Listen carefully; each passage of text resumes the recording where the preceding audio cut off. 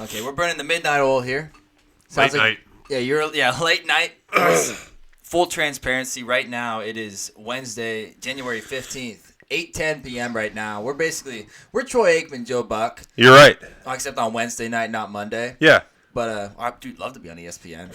We wouldn't make them nearly as much money as the Pat McAfee show, but no, we'd at least give it a good college try. Yeah. We'd bring some comedy, a lot of dick jokes. We could do that. We'd bring some relatability. Yes, seriously. Just a couple guys. Yeah, we don't have a big studio. No, studio. Yeah, just a little studio. Yeah, we do. Yeah.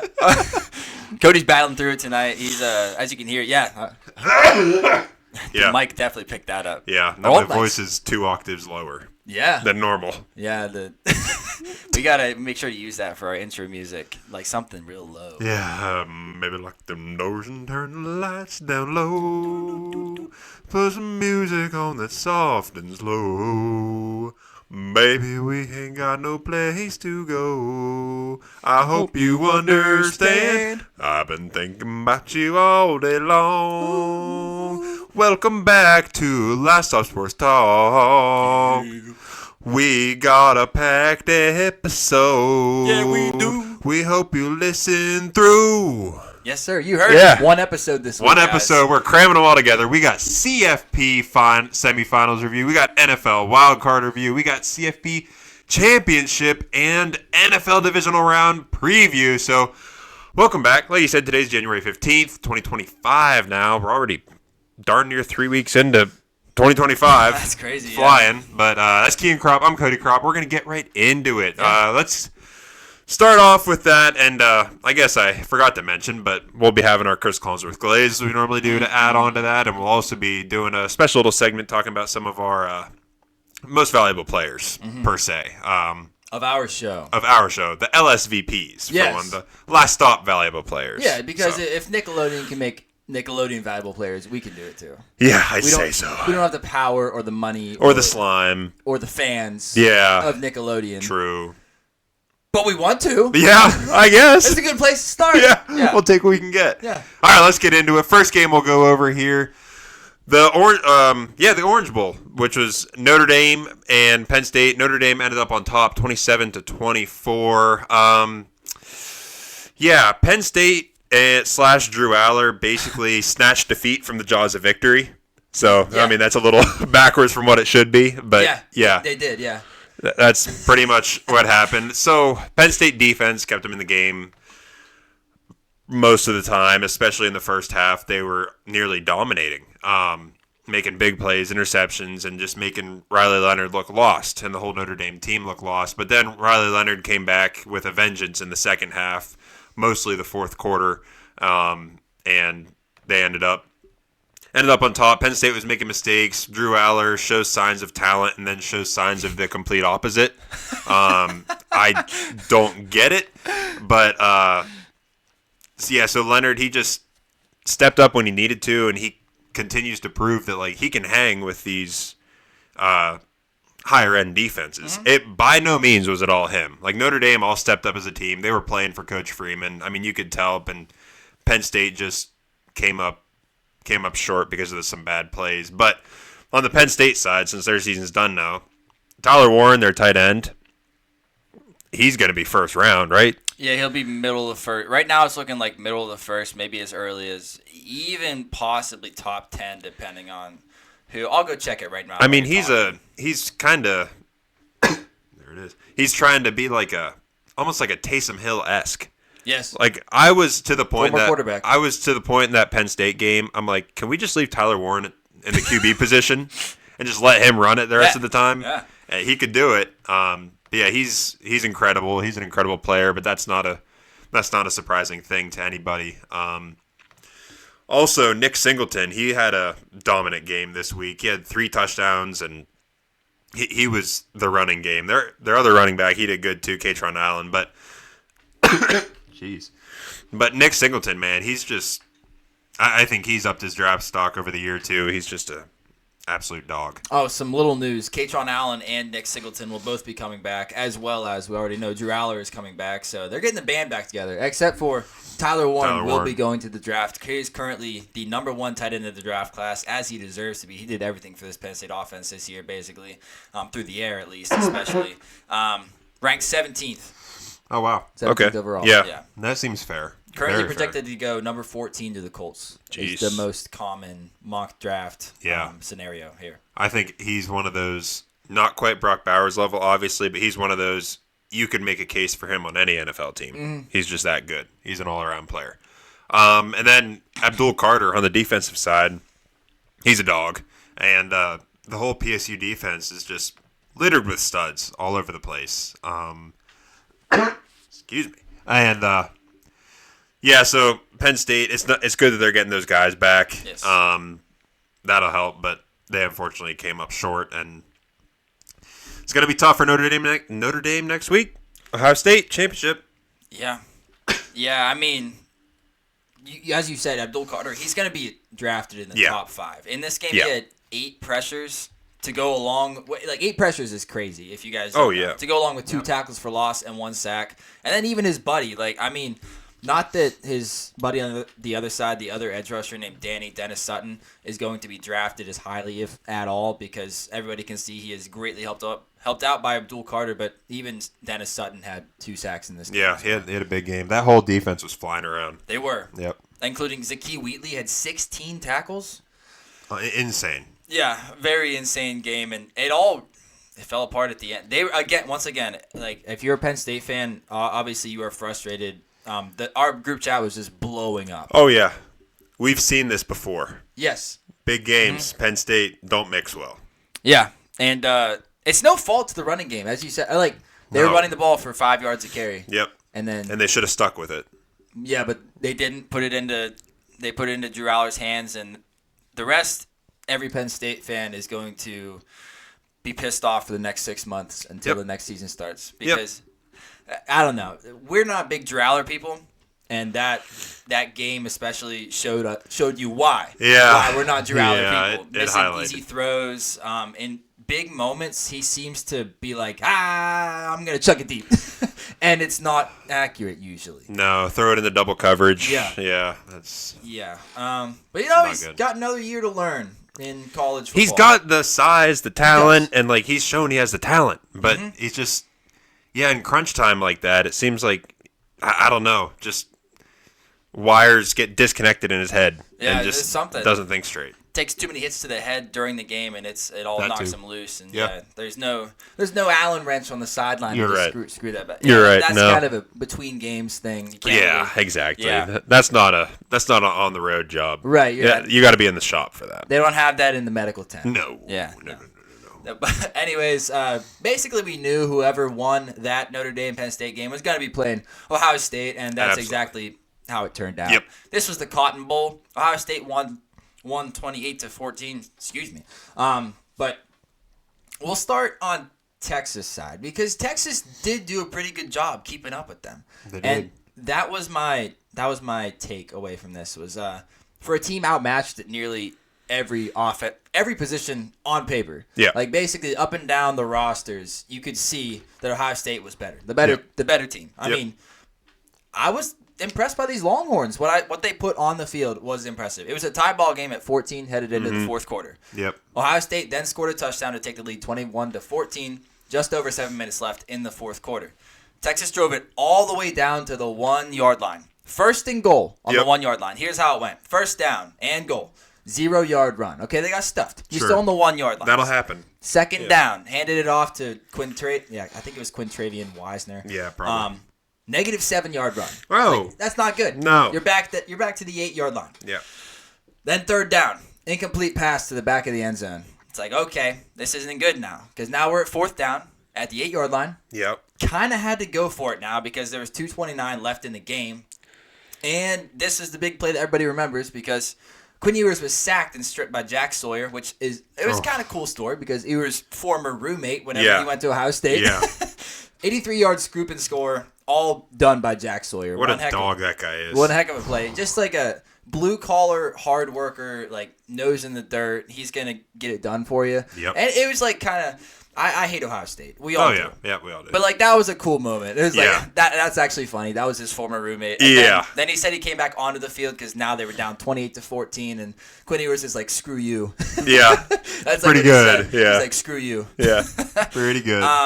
But Texas, I would say Texas gave it a solid try, mostly from the defense, but just that's what it's been all year mostly. Yes. Yeah, Defense. I feel like coming into the year, I know I had looking at Quinn Ewers, I feel like in my eyes he was propped up higher. Like I thought that he was a better quarterback than what he put on film this year. Now we haven't dove. Yeah, there it is. Damn. Yeah, got to. Sorry guys, it's late. I don't know how Aikman does dive, div, and dove. Yeah. But I haven't dove into the tape yet on Quinn Ewers because he did just declare for the draft. Yeah. So we will be watching him closely to kind of see our opinions on him. But as of right now, his stats weren't great that he really put up. No. So now, as I just said, Quinn Ewers going to the draft. It's Arch Manning time. It is. Yep. So, I mean, Quinn Ewers' inconsistency and lack of big play production have had fans and just fans calling for Arch all season long. Even like as early as last season, they wanted Arch out there. Yep. Now, like I guess I can kind of understand this offensive line littered with talent. Yes. Like they're gonna have multiple guys drafted. 2 of them probably in the first round, which is crazy. That is nuts. Running backs Jaden Blue and Quintravian Wisener were never anything special. They're not Bijan Robinson. No. They're not Roshan Johnson. They're not Jonathan Brooks even. Mm-mm. Those are all 3 running backs that they lost in the last 2 years, which is crazy to. Yep. But these guys are not any of those guys. They're not going to be in the NFL. Right. The wide receivers, though, Matthew Golden, Isaiah Bond. Matthew Golden is a dog. He is. We're going to be watching him. He's going to be in the draft. Wait. Yeah, I cannot He's crazy. Yeah. Isaiah Bond, Ryan Wingo is a freshman who is super fast. He made a few good plays in this game. He's going to be in the NFL draft in a few years, but they're all great talents. So I feel like that should have warranted a better season from Quinn Ewers.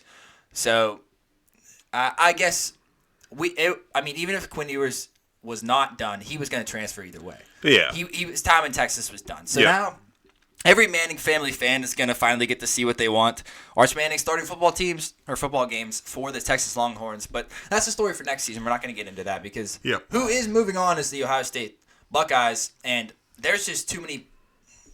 We knew going into the game, but in this game it really, really showed. There's just too many playmakers for any opposing team to handle in college football. Yeah. Running backs, Quinshawn Judkins and Travion Henderson. They're both going to be drafted in the first 3 rounds. Yes. Yeah. Wide receivers, Jeremiah Smith and Emeka Egbuka. Edge rushers, Jack Sawyer, JT Tui Maluau. I'm going to have to get better at that. Defensive tackle, Tyleek Williams. Linebacker, Cody Simon. Cornerbacks, Denzel Burke and Davis and Igbenison. Yeah. Caleb Downs and Lathan Ransom as his safeties. Ohio State currently has 10 players projected to be drafted in the first 3 rounds of this year's draft. 10 players in the first 3 rounds is crazy. Yeah. Yeah. And that doesn't even include Jeremiah Smith or Caleb Downs. These guys are both too young. Yeah. And Will Howard is projected to be a 4th rounder right now. So everybody else is filled in by like offensive linemen and a bunch of those guys I just mentioned. Oh, and Texas did do very well at stopping Jeremiah Smith. They held him to 1 catch for 3 yards and held the Buckeyes to 81 yards rushing with all the talent that they had. But then a wide receiver named Carnell Tate went off to the tune of 7 receptions, 87 yards. G. Scott Jr., their tight end, added 5 receptions for 30 yards. There's just no stopping this team for a whole game. Nope. There's too many players that you have to worry about. This Ohio State college football team is definitely the greatest in the country. And I don't like saying that because I don't like Ohio State. But no. But, hey, we can at least be like, that's Ohio football. That's Ohio football. Northeast football. Right across the border. Yeah. Big Ten. Yeah. But Big Ten football. As much as I hate saying it, that statement is true. The Buckeyes are showing it in all aspects of the game. Like, hey, we are the best here, and it's pretty clear. Yeah. So now the question for next week is basically Ohio State by how much? Yeah, that's what I keep getting asked at work. I'm like, I don't like answering this question, but it's probably the truth. I don't know. We're all rooting for Notre Dame. Yeah. Yeah. That just might not be a truthful. Seems like a pipe dream at this point. Yeah, it does. Let's move to the NFL, huh? Yeah, let's do it. All right, Chargers. Chargers lost 12-32 in Houston against the Texans. The whole world was wrong, including us. Yeah, definitely wrong. That was my takeaway for for the Texans was we're all wrong. Yeah. And the Chargers all year have wanted to grind out wins, run the ball, play smart, play great defense. They tried. The Texans outdid the Chargers at their own game. 100%. And they crushed them with this strategy. I mean, it was a real taste of their own medicine, and it wasn't like a good tasting medicine. No. It wasn't that bubblegum stuff that some kids drink for fun. No. These weren't the good tropical Tums. No, this is like NyQuil Extreme. Yes. Like off-brand. Yeah, like they don't even try to flavor that shit. It's like, medicine. Well, they'll try. They'll put, this is grape. But it's not grape. Yeah. It might be purple. Yeah. It's flavored purple. It tastes more purple than it does grape. Yeah. That's what this medicine was. What it is, force feeding to the Chargers. Yeah. But I mean, just to highlight how some of the guys did in this game. Joe Mixon has been a real up and down all year. He's getting older, but he came to play in this. Oh, he did. I mean, in this game, he had 104 yards rushing on 25 carries. Nico Collins, question for you. Yeah. I would say he's a top 8 wide receiver in the NFL. But we got the time. We're only 15 minutes in here. I want to rank him. Like, where would you put him? What wide receivers would you put above him right now? After this season, after everything that we just learned from this season, where would you put him? Like, are you probably Jamar Chase? Jamar Chase. Mm-hmm. Justin Jefferson. I agree. Amon-Ra? I'd put Amon-Ra above him. I agree. Amon-Ra is more consistent. Yes. CD, I have to put him above after this year. Yeah. What about Tyreek? What are you dealing with Tyreek Hill now? Honestly, I don't really care for him. Okay. So he has talent, but I don't. I think I'm with you there. Yeah. His attitude now is like. I think I'd put Tyreek below him. I agree. I'd put someone like T. Higgins just above Nico, but they're about in the same tier. I'm thinking T. Higgins, Nico, Puka, Jordan Addison. Ooh. Jordan Addison right below. Okay, right below. Yeah, right below. That's like where the line is, I think. Terry McLaurin right with him, right with those top guys. Yeah. I think he's in the same. I think that's same class. Yeah. So we got 5 that we definitely put above him. Yeah. I definitely go Puka. I definitely go Jamar Chase. Yep. Justin Jefferson, Amon-Ra, and CD. Yeah. I feel stupid because there might be somebody that we're forgetting, but. Well, Chargers, no. No. Bills. No. No. Patriots, Jets. Nope. Ravens. Garrett Wilson, is that like same tier? I'd be tempted to put him at slightly below. Slightly below Nico? Yeah, with like Jordan Addison. Just lost video. Hang on there, folks. Okay, we're back. We got. We're back. Video again. Yeah, technical difficulties. Yeah. First up, my Samsung phone Bixby started listening to me for whatever reason. But anyways, so we thought of a few more while we were without video. Yeah. So I mean, Brian Thomas Jr. You mentioned. Brian Thomas Jr. Malik Neighbors. I would put Malik there. Malik's above BTJ. Yes. Yeah. Are they both? I think Nico Collins splits them. I want to see one more. I know it's a lot to ask for Brian Thomas Jr. to put up one more year, but you like Malik ahead of Nico right now? I do. Yeah, I do too. I'm there. Yeah. I think Malik Neighbors is already a top 10 receiver in the league. Yeah, I agree. He's quarterback proof. Yeah, he's serious. Yeah. I mean, so is Brian Thomas Jr., but not to the level of Malik. Running every single route. Yeah. I don't know. Malik just gives me more hope for whatever reason. Yep. Agreed. Who else did you mention? Mike Evans. What would you think of? You got to put him right with Nico. I don't know. It's hard to. He's so productive all the time. He's not flashy. Right. But he scored however many touchdowns, 13, 14, whatever it was this year, and he's not flashy, but he deserves to be up there. Yeah. I don't know if I'd put him ahead of Nico at this point. I think I'd have to go Nico over him right now. Be close. You also mentioned DJ Moore. That's so tough. I'm still high on DJ Moore. Yeah, I believe in him too. I think he's more talented. I agree. Yeah. I agree. Either way, we got Nico Collins as a top 10 wide receiver. Yeah. And that shouldn't be doubted. I mean, you could maybe argue. You could make a case for top 10 to 15. Yes, I feel like all those guys are kind of in the same tier. Yeah. But there's so many wide receivers that are so good in the league right now. Yeah. But anyways, back to the game. The main praise for the Texans needs to go to the defense. Yes. You're gonna love this whenever I say this because Derek Stingley and Kamari Lassiter. Derek Stingley had 2 interceptions in this game. Yeah. Kamari Lassiter had 1, and that was a really good one. They're one of the best, and definitely have an argument to be called the best cornerback duo in the league. It. Yeah. I'm right there. I think that this what they've put on film this year, Kamari Lassiter just came in and immediately been as physical as D'Amico Ryans wants from one of his players. Yes. Yeah. And that's kind of what you saw. He was a my guy for you. Yeah. What you saw out of him coming from Georgia. Yeah. He's perfect for the D'Amico system. Mm-hmm. He's perfect for D'Amico Ryans. I don't know if he would have been this good with anyone else. He's never afraid to tackle. This guy gets down and dirty with it. He's physical. Plays like a safety, but with great coverage skills. Yes. Yeah. Yeah, he's very good. But they were awesome in this game and have been awesome all season long. Will Anderson and DeLeo Hunter, they have an argument to be called the best edge duo in the league. They're right up there with J.J. Watt, Alex Highsmith, I would say. Yeah. Oh, yeah. These guys this team is crazy. And also in the middle, Aziz Al-Shaair and Hendry To'o. Yeah. Those guys are so fast flying to the ball carriers to make tackles at all times. And in this game, they didn't even have their little missile safety, Jalen Petrie. No. He was out of this game. But D'Amico Ryans, he's just so easy to root for. Yeah. He knows defense. Yeah. He's so young and fiery. He relates with his players well. He came into the Texans organization last year, completely turned them around in his first year with the team ever. With a rookie quarterback. Yeah. But, the offense hasn't been as good this year, but this team is energetic, tough.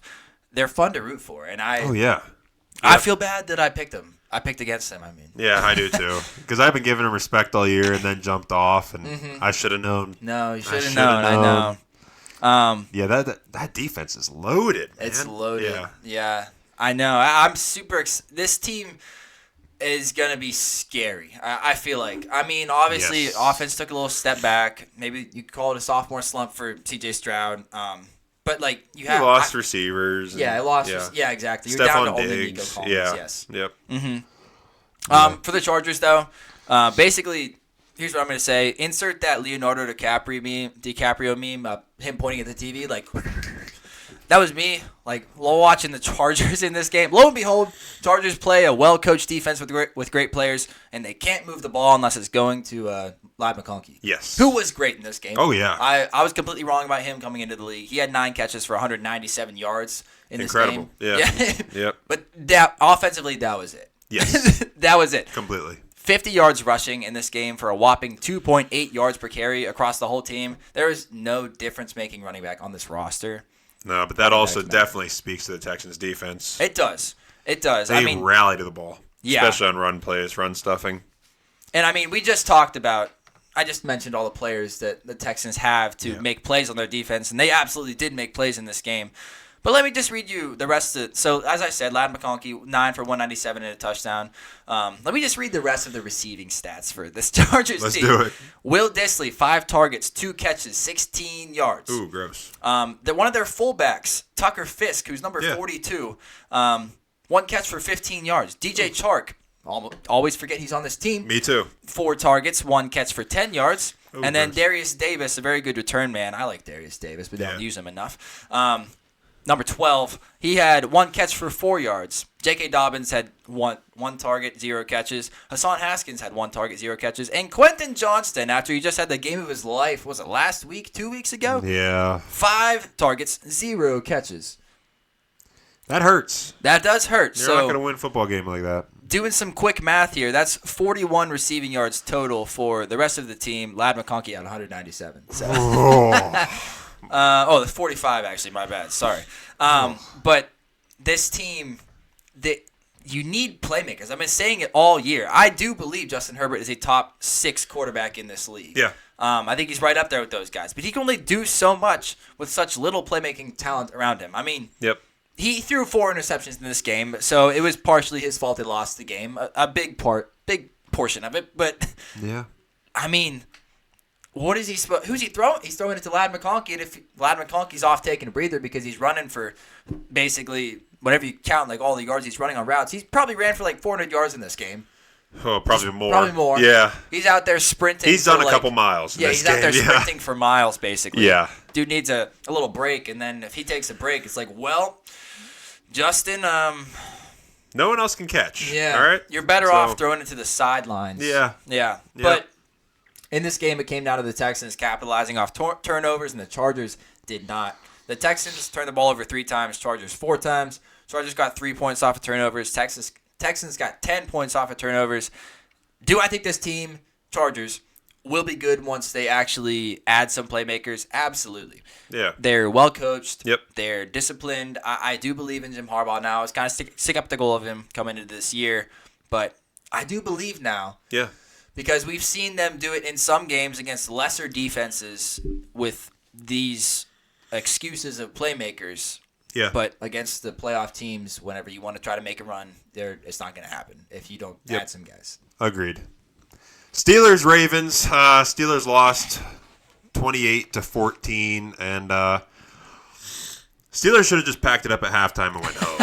It was 21-0 at half. Steelers had no business being at that game. They didn't look like they were mentally there at all, ever. No fight in them. Didn't seem to care. Didn't look to like they just didn't look prepared. They didn't look ready. They didn't look ready to go. They didn't look riled up. You know, you're playing an AFC North rival here, and you come out that flat. It's just.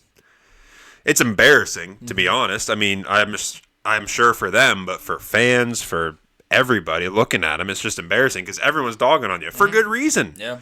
TJ Watt was held to 0 tackles. Yep. That shouldn't happen. That should not happen at all. Yeah. But, yeah, they looked terrible all through the first half. 21-0 at the end of that, like I said.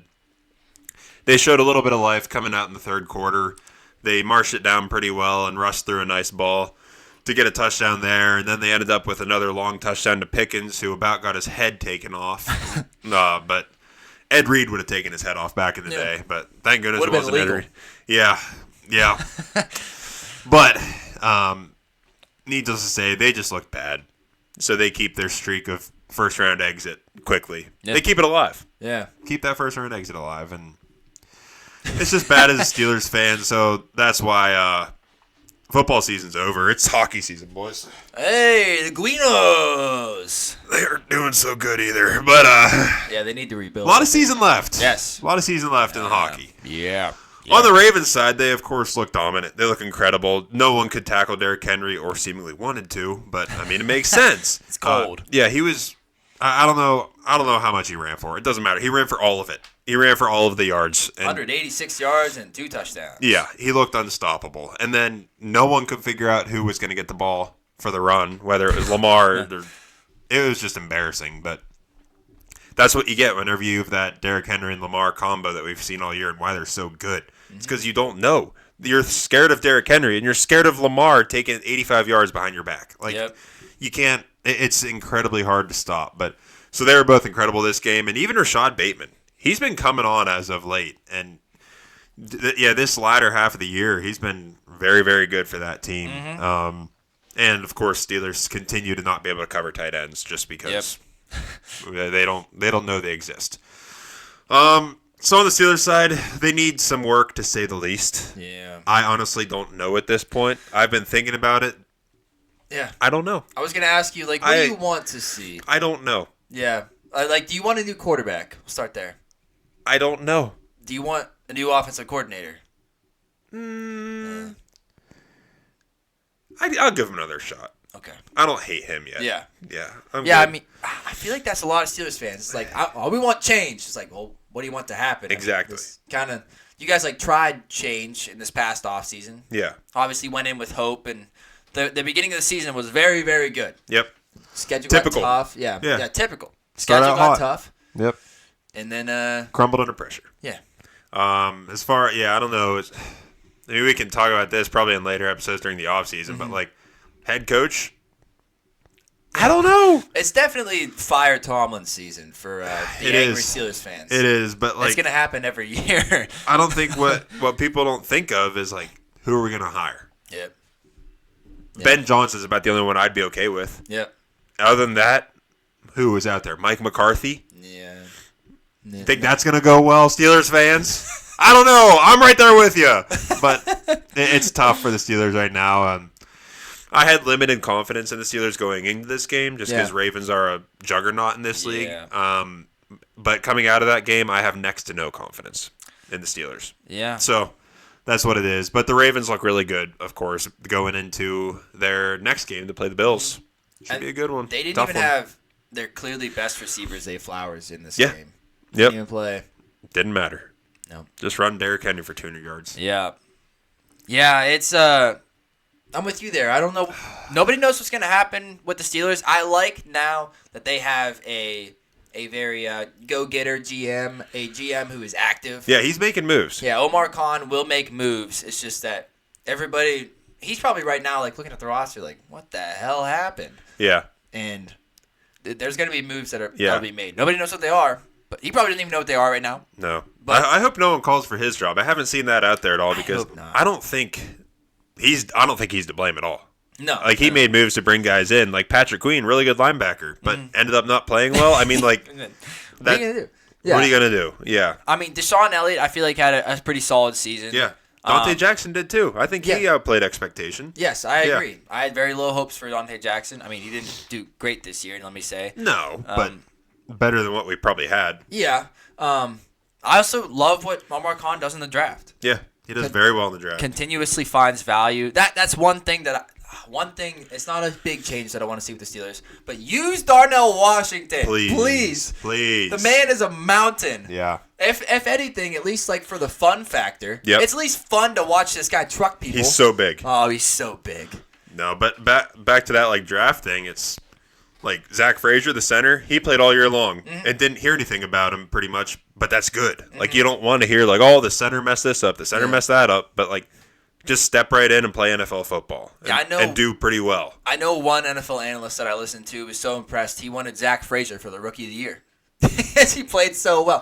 Steelers just draft centers really well. They do. And even Peyton Wilson on the defensive side. He played better than I thought he was going to. I agree. He played probably darn near all the snaps.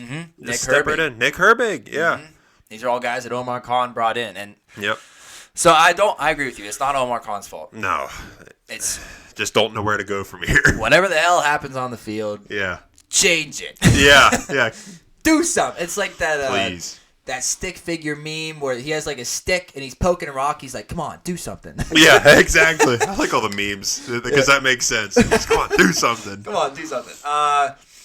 We'll talk about Broncos-Bills next. Yeah, Broncos-Bills. Broncos got whopped by the Bills 31-7, but boy, did those Broncos look good in the first 3 minutes. March right down, nice pass to Troy Franklin from Bo Nix. College buddies, we're going to go do this. Yeah. And then continue to not score anything the rest of the game. Yeah. But that's the Bills. I mean, the Bills are a wagon, so they just asserted their dominance over a young team that hasn't seen the playoffs in a long time, and they're just too young. New coach, new quarterback, and they're just they just aren't ready for the Bills yet.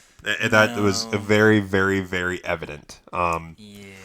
But I don't think the Broncos should hang their heads by any means. No way should they hang their heads. They seemingly have a decent future. I mean, obviously, quarterback Bo Nix, they've got a solid defense. Their defense is very good. But they obviously could really use more weapons for Bo Nix. Some running backs. How about that? That too. Use your running backs. Yeah, use your running backs. Estime was a healthy scratch in this game. I don't like it. Yet again, you couldn't run the ball. Bo Nix could, though. Bo Nix could, yeah. But let's just healthy scratch our 6 foot whatever, 225-pound running back or whatever. Yeah. So yeah, Broncos, don't hang your heads. It's all good. You just ran into the Bills. I mean, this happened to a lot of people over the years, and Bills just do what the Bills do. Look dominant. They looked really good, and they probably feeling pretty good rolling into a big matchup against Baltimore next week. It'll be one for the ages, as they say. Bills and Baltimore. It's gonna be rocking. Game of the week of the year. Yes, game of the week of the year of the playoffs. Yes, game of the year of the playoffs of the week. Sure. I don't know what order it's supposed to go in, but you get what we mean. Game of the playoff weekend. Yeah. Of the year. Of the year. Yeah. Yeah. Now that's we're talking. It. Yeah. It'll be a good one. It will be. But yeah, Broncos Bills. Kind of expected to happen. Damn it, Bixby. Why are you trying to listen to me? We're back. Again. I'm sorry for yelling at Bixby last time. Turns out it's Hey Google. I kept saying Hey Google. Okay, we still. All right, we're still good. Yeah, we're still good. So, We're going to move on to our next game, and that was Packers-Eagles. You know I got a lot to say in this game. You sure do. You sure do. Let it rip. We'll start off with the Packers because I had fun watching this game. This was I know I said last game was the Leonardo DiCaprio pointing at the TV meme. This one was the ultimate Leonardo DiCaprio pointing at the TV meme game for me. Jordan Love had an ultimate all-time stinker of a game under the brightest lights to cap off a season that was at best middle of the pack compared to the rest of the quarterbacks in the league. And the rest of everybody's starting to see it. That's my takeaway. People are starting to see it. I would say he was ranked between quarterbacks 16 and 19 on the year. Okay. That's what I would say. 3 bad interceptions in this game with no touchdowns, 1 big-time throw to 4 turnover-worthy plays. And when you look back at the season, everybody is finally seeing what actually happened. The NFL memes page that we follow and love so much, they posted this on Instagram. They posted these stats, a meme page. They saw it. Jordan Love this season on true dropbacks, which removes all play action, which is teams are expecting to run, so it's easier. Suck up. They suck up. You can send it over the top, wide open receivers. RPOs, takes out screen passes.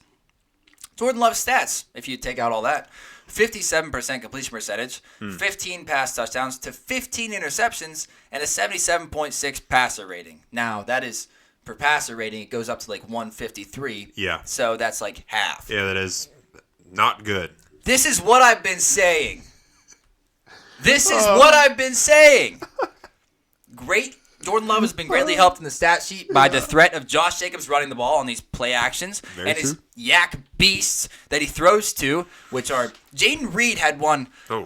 The one play in this game like really pissed me off, and I was that was Leonardo DiCaprio. I was like, Jordan Love. He almost overthrew the shit out of Jaden Reed. He was standing there.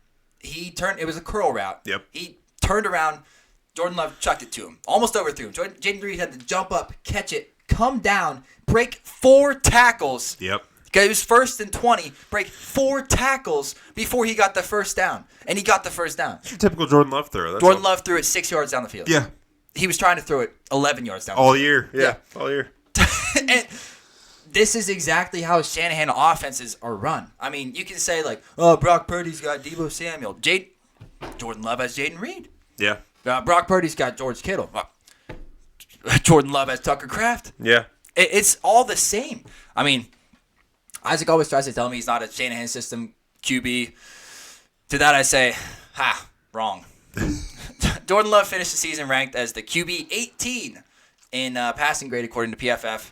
So, I mean, people may say Jordan Love was battling injuries in this game. He left last game because he, I don't know, couldn't feel his hand or something, funny bone or whatever. Yeah. And maybe they were saying he was injured for most of the season. That's why he was bad. Well, then he shouldn't have been playing. This is just like the Baker Mayfield thing. Yeah, it's how he forced his way out of Cleveland. Yeah. I mean, obviously, they just paid Jordan Love $220 million. That probably doesn't feel too great right now. No. But Malik Willis helped guide the Packers to 2 wins this season. Does it look the same as whenever he's playing compared to Jordan Love? No, the offense is different. But does it still work? Yes, it still works because Matt, not his brother Mike. Yep. Matt LaFleur is a great coach who knows how to create offense. Yep. He proved that he was a viable backup who could move the offense. So if you really thought that Jordan Love was struggling because of his injury in this game, I don't know, maybe after the second interception, you pull him and put in Malik Willis. But no, he threw third one. Yeah, you don't have that. But on that's enough from Jordan Love. I know I talk about him a lot, but in this game, I was like, woo! Feel pretty good about that. It's like, Feels pretty good. Feels pretty good. On the defensive side of the ball, the Packers played very well in this game and they made some huge improvements from last season in this first season under Jeff Hafley, thanks in part by bringing in safety Xavier McKinney. 8 interceptions on the year, second in the league. Linebacker Edgerrin Cooper. Love Edge Cooper. He didn't play a whole lot beginning of the season, which I don't really understand. Me neither. But at the end of the season, there was one game that I remember I made him. It was our player of the week. Gave him some glaze because he did everything for that defense in that game. Yeah. And he just continued to get better and better. And also safety Evan Williams, who a rookie out of Oregon. Delicious. He played very well. Evan Williams, baby. Delicious. Talked about him before, too. Yeah. Whiskey, right? Yeah. The honey's pretty good. I don't know if you can put a picture right here. Evan Williams honey. Goes down smooth, baby. But this defense, thanks in part to the whiskey, Yes. They held opposing offenses to the 6th least points scored and the 5th least yards allowed, which is very good. That's impressive. Yeah, the defense is very good. I know I rag on Jordan Love a lot. And people might think that I'm biased, but whenever you sit back and look at the Packers season, like I just laid out for you here, in my book, it really does come down to how he played. Yeah. Josh Jacobs had one of the best seasons of his career. Oh, by far. Jaden Reed started out the year looking like a killer playmaker. He got hurt a little bit and banged up. In this game, he was great again. Tucker Kraft is looking like might be a top 10 tight end. For sure, The offensive line is top 10, and the defense forced a ton of turnovers, a shit ton of turnovers. A lot of them. In the biggest moments this year against the best teams, Jordan Love couldn't get it done like he did at times last year. Mm-hmm. I'm sorry, but that's the truth. That's what happened. You know who did get it done? Not really Jalen Hurts, but the Eagles did. Yeah, the Eagles did. The Eagles won 22-10 in this game. But here's my takeaway about the Eagles. Eagles offense specifically. Jalen Hurts is the worst starter on this offense. Yeah, I'd have to agree. That's a good point, yeah. Whenever you compare him to, if we're comparing Jalen Hurts versus other quarterbacks, Saquon versus other running backs, etc. So I'll lay it down because in my head canon, this was what I was thinking on my lunch today. Jalen Hurts, you probably can't rank him any higher than QB 12. Probably not. And if we're ranking them specifically on passing skills, he's probably even lower than that. Yeah, I'd have to agree. I'd probably rank him around Jordan Love. If we're talking passing, yeah, I would say that feels right. Yeah, I think. But to go on to the other offensive pieces, Saquon Barkley's probably the running back 1 right now in the league. Yes. Oh, definitely. Yes. Yeah. Yep. Wide receiver core of A.J. Brown, Devontae Smith, Jahan Dotson is probably a top 8 group in the NFL, I would say. Yeah. Dallas Goedert's a top 10 tight end. Yeah. Offensive line is either the best or the second best in the league with the Lions. Yeah. Yep. So that's the whole offense. Jalen Hurts, I can't put him in the top 10. Everybody else is at least top 10. Well, look at the quarterbacks that just played this weekend. Mm-hmm. You got Justin Herbert, C.J. Stroud, Russ Wilson. That could go either way, depending on which game you watch. Lamar. Yep. Bo Nix. That one makes it tricky. Pure passer. Bo Nix. Yeah, but rest of it, rookie. I don't know yet. Josh Allen, obviously. Jordan Love, you just said. Yeah, I don't know. Jaden Daniels. Yep. Jaden Daniels is better. Definitely. Baker Mayfield. He's making a point. To try. Yeah. He slings it. Jared Goff, and Sam Darnold. Joe Burrow. Matt Stafford. Joe Burrow. Patrick Mahomes. Yep. Yeah, I couldn't put him top 10. I couldn't either. So whenever you break it down like that, Jalen Hurts might be the worst. Yeah, comparatively speaking. And to in this his position group. Yeah. In this game, Hurts started out 6 for 6. Then he did not complete a pass for the rest of the half with 7 straight incompletions and 2 sacks. So in all, Hurts was 6 for 13 for 39 yards in the first half. Ooh, gross. And, his inconsistency has been raising questions ever since Shane Steichen left to become the head coach of the Colts because he used to be his OC. And it was just less than 2 months ago whenever the pass game hit a huge blip and everyone thought that A.J. Brown and Jalen Hurts were on bad terms. And then the next game they went off. But now we're back against to the Steelers. Yes. Yeah. Jalen Hurts just reminds me of Cam Newton. He's built like a tank. He can run over any defender. But whenever it comes to passing and accuracy, you really don't know what you're going to get from game to game. Yeah. Luckily for the Eagles, their defense may be the best in the league, and they basically always do their job. Boy, are they fun to watch. There's so many names on this defense. Yeah. And guys that made names this year. Yes. They're rookies. And Quinyon, Cooper DeJean. Nolan Smith stepped up this year. Yeah, he did. Nolan Smith really did. Witherspoon. Yeah. Witherspoon? No, not Witherspoon. Reed Blankenship. Oh, yeah. Reed Blankenship. I was thinking someone else. CJ GJ. Yeah, they got names. Zach Bond. Whew. He's become one of the best linebackers in the league in By 1 far, year. Yeah. They're loaded. They are. They are. And they're going to be tough for anybody to get through.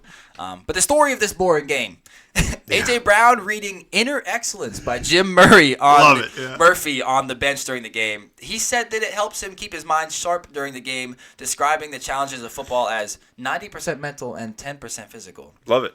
Well, this book is now number 1 on Amazon's bestseller list. Of course it is, yeah. The sales on this book, now I don't know how many sales there were on this book before this game, but the percentage is at least crazy to listen to because the sales on this book rose 53 million %. Yeah, that's a lot. Now, that could be like he sold 5 books total, and then 50, I don't know what the math is, but either way, even if he sold 1 book, that still raises. Yeah.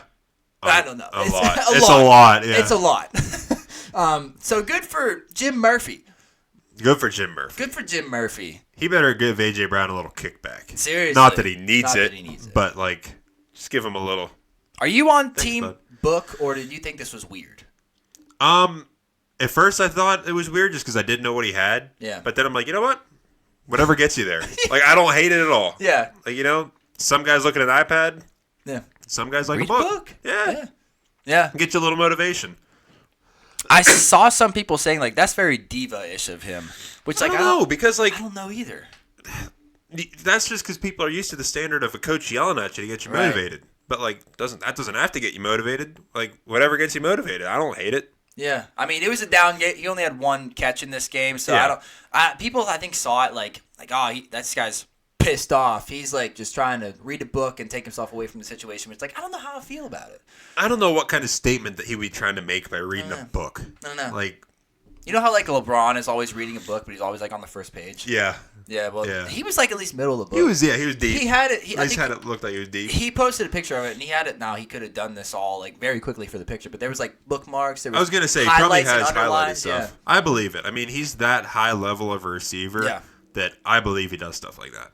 I mean, I feel like maybe he did this because he was upset. He wasn't, like, just kind of like, okay, AJ, let's calm down. Yeah. Like, you still know that you are a great receiver. Yep. Even if you're not putting up the stats. Yeah, let's focus on the team. Yeah. I mean, whatever you got to do, man. Whatever you got to do. Whatever. I mean, he wasn't yelling at anybody. He wasn't punching Jalen Hurts in the face for not being able to hit the broadside of a barn. That's pretty good. He wasn't patting. He was just reading a book. Just reading a book, man. Just reading a book. Yeah. It doesn't hurt to learn. But, yeah, that lit the internet on fire. That was great. Yeah, it was great. But that's how much reach the NFL has. 53 million % in book sales. That is, I don't care if you sold 1 book. That's still insane. I don't even know where you can buy books anymore.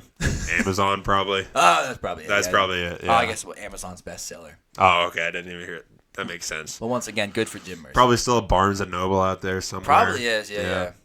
In some mall that should have closed about 20 years ago. Yeah, I'm not really a book guy. No. Okay. Next game. What a playoff game this game was. Commanders, Buccaneers, 23-20. Commanders come out on top with their rookie quarterback, Jaden Daniels. I mean, this was incredibly competitive, incredibly exciting. Just 2 quarterbacks that are similar but different. Both fiery, both dogs, both want to get down and dirty and get it done. But, like, Baker just shows it more, including trucking Bobby Wagner into Neverland, which... Who would have seen that coming? But, yeah, they both – you could tell – if we want to compare this to the Steelers-Ravens game, I don't want to, but we can. In this game, not like the Steelers-Ravens, both teams wanted it. Like, both teams were playing hard. Yes, both teams were playing with a purpose. They were playing for each other, and you could just tell they both wanted it. And just a few mistakes by the Bucs towards the end is what ended up losing them the game. But – not as much of the Bucs losing the game as Jaden Daniels won them this game. He's stepping up. Like, Jaden Daniels, he continues to prove every week, especially getting into the playoffs as a rookie quarterback with a team, if you think back just a year or 2 ago, you would not have seen this coming. No. Like, the turnaround of this team, the Commanders, is incredible and should be studied by every single team that's garbage right now. Like, they just... New ownership, they hit on their players, they're all playing for each other. Good coaching decisions, and Dan Quinn, Cliff Kingsbury, Joe Witt Jr. is coaching OCDC. But they're just all meshing. Like, they're just all playing incredibly hard. They got a calm, cool, collected rookie quarterback somehow under center that doesn't waffle, doesn't waver. He just, whenever times are toughest, whenever you need to play, he's there for it. And, like, you can tell he's got experience in college, and he's just a gamer. Like, he's a gamer. He is. Yeah, it was a really good really, really good game. But yeah, the Jaden Daniels and them come out on top. He's just this game really highlighted his like stone coldness, ice in his veins, definitely. Stone cold killer, like whatever you want to say. He's very, very good. But on the Bucs side, they put up an incredible fight. They did. Like, especially for all the injuries they have. Like, people forget about that because they're in the playoffs. But if you think back, they've got all these defensive injuries. And, like, they don't have Chris Godwin. Nope. And so, luckily for them, people like Jalen McMillan stepped up. Yeah. And Bucky Irving is proving to be top 10-ish running back in the league, if not higher. I'm there, baby. Yeah, and they just... So, they look good. The Bucs, even though they're out now... I think they should have faith. They should have faith in their future just because you still have Baker, and there's no reason to go away from him. He played incredibly well, got into the playoffs. You got Bucky. You got Jalen McMillan. You got pieces on your defense that'll be coming back, and it all looks pretty good for the Bucs. It sucks that they're out now, but I don't know, man. Those Commanders that just... They're probably feeling really good right now, and they look really good going into next week with their first playoff win since 05. Yeah. The 05 season. 05-06 season. Yeah. Yeah. It's I don't know. There's Jaden Daniels, man. He's a player, and Terry McLaurin, and just that whole team in general. That defense is playing for him, and it was an incredibly good game. But Commanders move on. They play the Lions next week. Dude. I'm so excited for that game. I know that like game of the week, of the year, of the playoffs is the Ravens Bills, obviously, as it should be. That's where the firepower is. Yeah, and because of history too. Yeah. Yes. Yep. Yeah, but AFC rivals. A game that I'm really excited to watch is just I love watching. We all love watching Jaden Daniels play. He was my guy for all of us, and boy, we were right. Yep. But check. I mean, he's making guys work. Like, De'Ami Brown went 5 for 89 in this game. Yeah. De'Ami Brown. Yeah, former teammate of Sam Howell. Yeah. Well, on 2 teams, in North Carolina and on the Commanders. But, nice. But, I mean, everything is just working. Yeah. And it's really, really fun to see, and I hope what a turnaround. Yeah. I don't know who I'm going to root for this week, Lions, Commanders, because I love them both. Me too. I know who I'm rooting for, though. The Lions? Lions. Yeah. I want to see Dan Campbell win a Super Bowl. Oh, one more thing that I wanted to say. Tampa Bay obviously needs to improve on the defensive side of the ball. We knew that. Pass rush, corners, linebacker especially. But in this game, I was just calling for them to they have no linebackers who can do something beside Levante David. They picked up Deion Jones midweek, played him. Yep. He didn't play too bad. Played okay. Yeah. I mean, these people need to start listening to us. They do. Jeez. Listen up, ESPN. Yeah, seriously. We want to be on there with Pat McAfee. Yeah, please. But last game of the week, though, it was the Vikings. It was the Rams. Once again, we were wrong. What the hell happened? Rams won 27-9. First off, let me just start off by saying prayers up for everybody out in California being affected by these horrible wildfires. Thank you to all the first responders out there, not just for this crisis, but for all crises that happen in our country. There's been a lot. Yeah. They're the true heroes in this world. Absolutely. From the football aspect, thank you to the Arizona Cardinals pitching in to help this game happen. This was a crazy graphic that they put in to say everything that the Cardinals did. Well, for one thing, Cardinals hosted a playoff game. They did. Congratulations. But the Cardinals team sent 2 of their team planes to LA to haul 400 team-related passengers, 6 dogs, and 2 cats. Yeah. What? Yeah. Dogs and cats? Yeah. Well, I mean, the families had to I guess it's. I guess evacuations. Right. Too, yeah. I don't know. We kind of think that these guys are in a video game sometimes. So they're they're not really people sometimes. Yep. Well, these guys are living out in LA too. So they have to, while practicing, preparing for a playoff game, they have to worry about keeping their families safe. So it was cool that the Cardinals sent out their team planes to pick up families and bring them all to Arizona. Yeah, it's huge. They also ordered 200 gallons of paint to paint the field in Rams colors. 200 gallons of paint. Wow. Yeah. Can you imagine that Lowe's or Home Depot bill? Oh, that's expensive. Whose card are we putting it on? Yeah. Definitely going on some rookie's card. Oh, definitely. They also ordered concessions for 60,000 plus people, And wow, 52,000 tickets sold in the first 2 hours they were available. Like as soon as they knew that it was going to be in Arizona, like started selling tickets for Arizona. Yeah, 52,000 in the first 2 hours. Unbelievable. Yeah, crazy. But Arizona Cardinals, you deserve a little bit of respect and absolutely, yeah, some praise for this Rams win, this big Rams win. So we'll start on the Rams here because it was an absolute walloping. But here's what I'm going to say. The Rams will be bad next week. Yeah. That's just how the Rams That's how the Rams work. Yeah. The inconsistency of this team is crazy. Yep. This team lost to the Eagles 20-17 or 20-37 in week 12. And then the next week they fixed it. Yeah. And that happened multiple times. I mean, there are games where the offense, defense, they don't show up. This offense, when it's clicking, though, one of the best in the league. There shouldn't be a doubt about that. No, definitely not. But there's also times where it stalls out. This team scored 24 of their 27 points in the first half.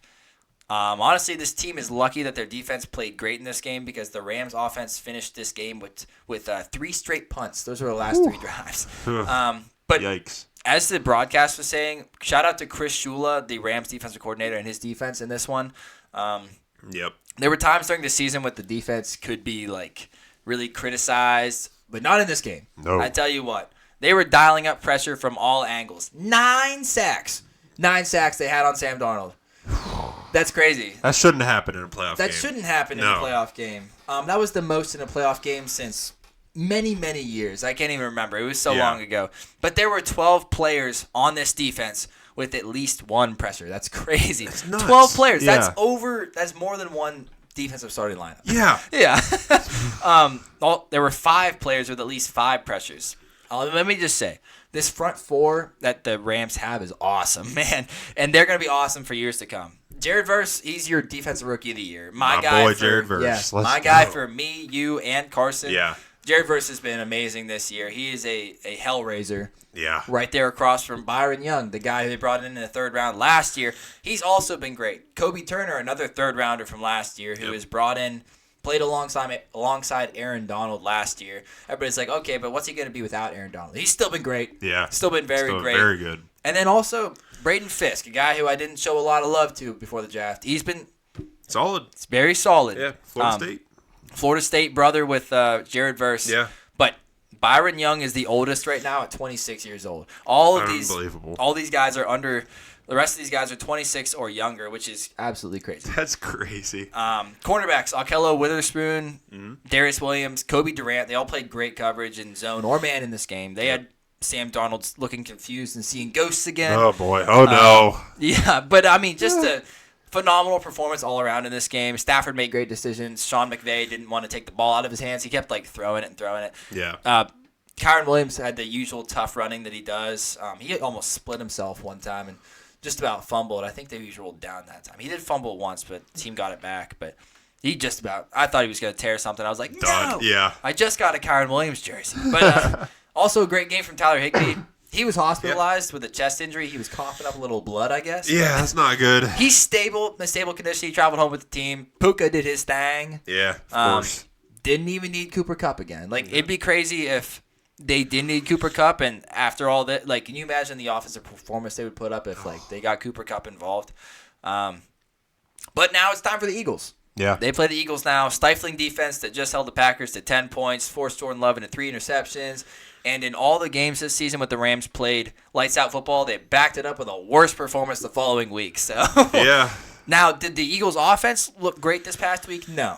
But the Eagles defense definitely did look great. So I think Eagles are going to be more prepared with better players to stop the playmakers that the Rams have. I mean, the Vikings never really had superstar players on their defense. The coaching was just great by Brian Flores. Yep. I mean, we like Van Ginkel a lot, but he's not a superstar. No. I wouldn't say. He doesn't compare to what the Eagles have. The Eagles do have superstars on this defense. Jalen Carter, Zach Bond, basically the whole secondary. Is crazy. Yeah. They're all well coached on top of that. So I'm predicting a game where the Rams come back down to earth and lose the flash they showed in this game. Good chance. Yeah, it's very possible. But now we got to talk Vikings because here's my prediction, and I want to see what you have to say about it. Sam Darnold will not be a Viking next season. Do you agree? There's a good chance. Yeah. There's a very good chance. Because I know he helped lead the team to a 14-3 season. Yeah. But these past 2 weeks against some of the better teams in the league are like, ew. Yeah. They might kick him just because J.J. McCarthy's there. They don't want him there. Like, that just, like, creates a good after these past 2 games, it's like, oh, thank goodness, you made our decision easier. Now we can go to J.J. McCarthy. Exactly, yeah.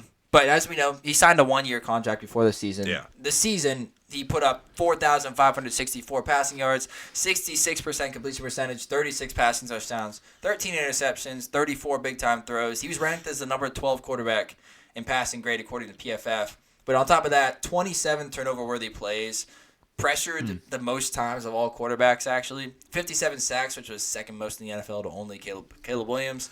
But not a bad season. Actually, no, not at all. A great season compared to what we've seen from Sam Darnold in the past. Oh, yeah. Way different. Yeah. New guy. Exactly. I mean, but it's just how he finished the season. Like, the good teams in big moments, bad loss to the Lions in Week 18, missed out on the number 1 seed. Bad loss to the Rams this past week to get knocked out of the first round of the playoffs.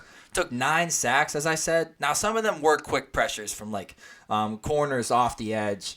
But there were other plays where he just held onto the ball forever. Too long, yeah. Whenever you absolutely could not. It was like third down. He's like, you need to throw it. And it's like, just throw it out of bounds. If you're 4 down territory, and then gets sacked, and it's 4th and 25 or whatever. Yep. He was just, you could see it. He was overthinking everything. Yep. He waited so long to see his pass catchers get open before he threw it. There was no anticipation.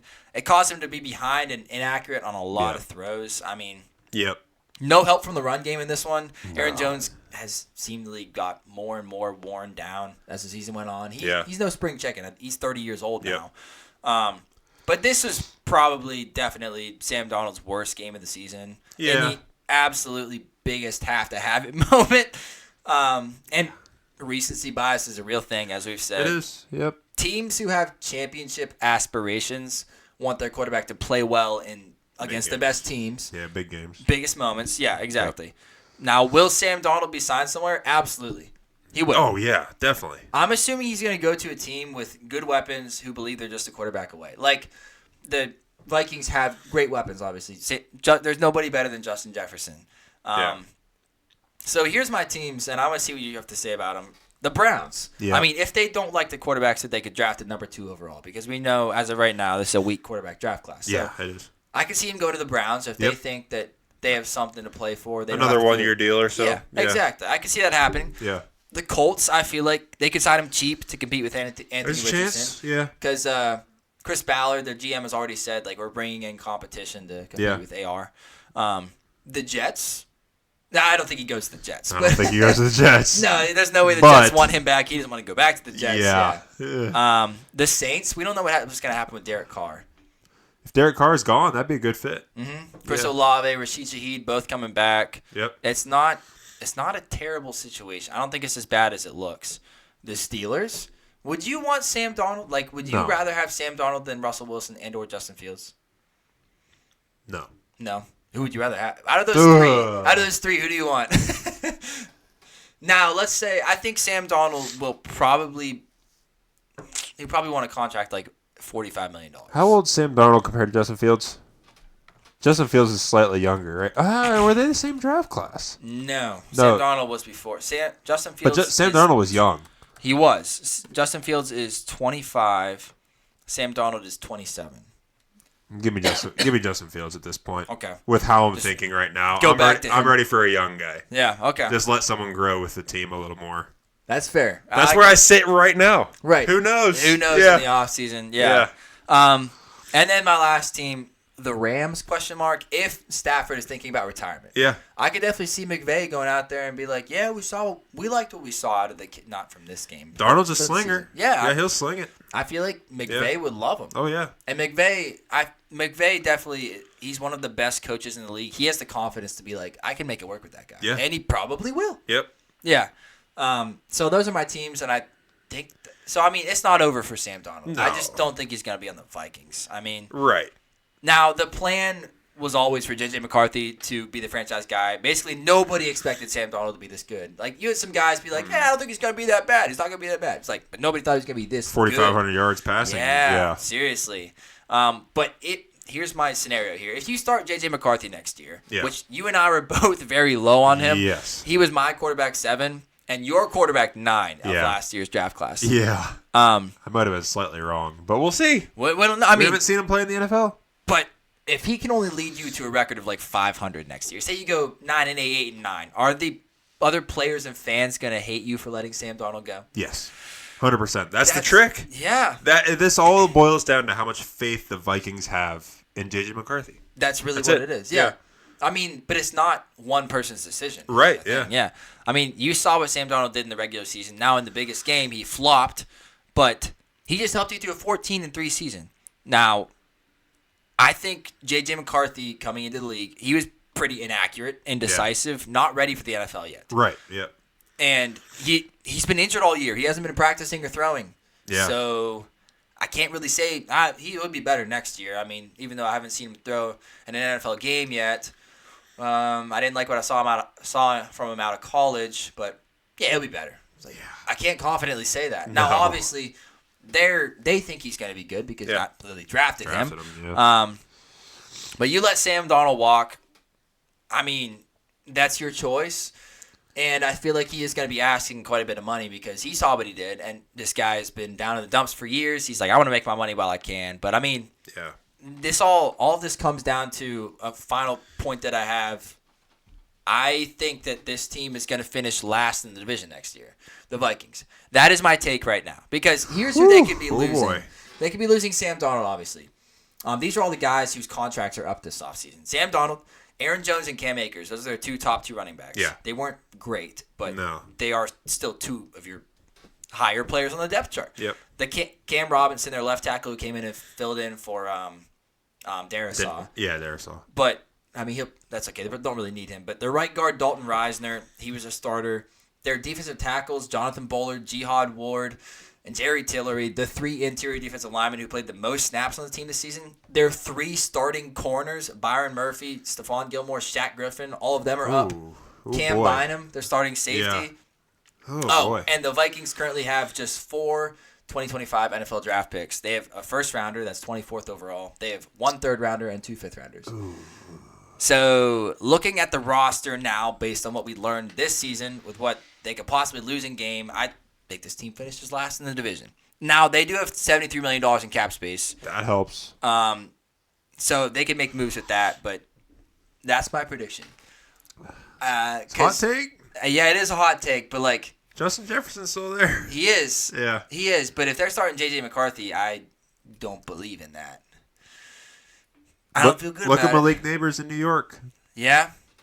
Same situation. It is. With maybe a slightly worse defense. If they lose guys. Yes. Yeah. Yeah, I mean, I know this team is still very well coached. Yeah. If they can keep Brian Flores, obviously Kevin O'Connell's going to be staying. Yeah. But as long as Brian Flores doesn't get a better paying job somewhere else, they should be bringing back the great coaching staff. But if you're losing all those players, it kind of scares me a little bit. And you're making J.J. McCarthy your starting quarterback who nobody has seen. I don't know. I don't like it. Yeah, that's going to be tough. I'm not a big fan because, I mean, you're going up against the Lions. You're going up against the Packers, and the Bears have to be better. Yeah. There's too many talented players on that team to be this bad again, and they're bringing in a new head coach.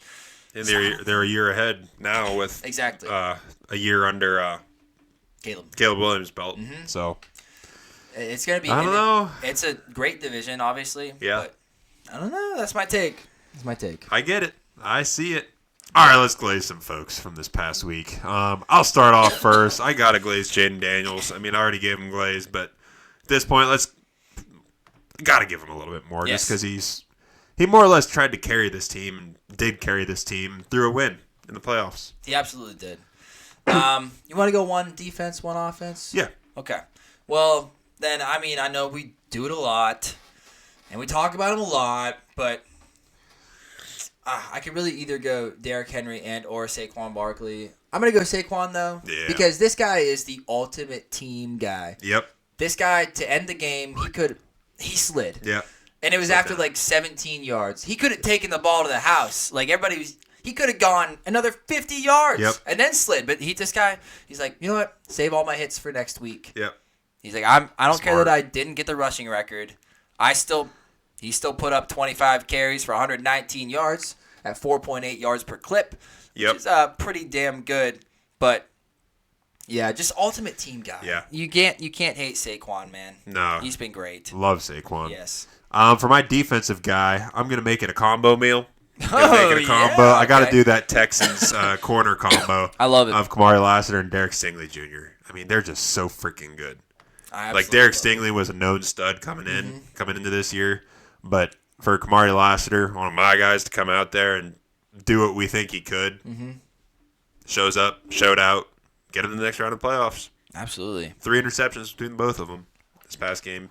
I love it. Pretty good. Yeah. Pretty good. They're so much fun to watch. They are really. And they're all bought in. Like whenever they make a play, you see them all celebrate together. I love it because whenever Kamari makes a play, tackle or whatever, you can see his teammates behind him doing his celebration before Kamari even does it. Like they're bought in. Like they're fully bought in with this rookie. That's dangerous when you're fully bought in like that. Yeah, they're a dangerous team. I think that game against the Chiefs is going to be closer than people expect. I think so too. I got to give my defensive glaze to – I got to go Chris Shula, the Rams defensive coordinator. He was just playing mind games with Sam Darnold all game long. He was – I can't even, explain it. You just have to, go rewatch the game because Sam Darnold was scared of stuff that wasn't even there. Yeah. I think I said last week after they played the Lions, the Vikings that is, that the Lions reset him to default mode. Yeah.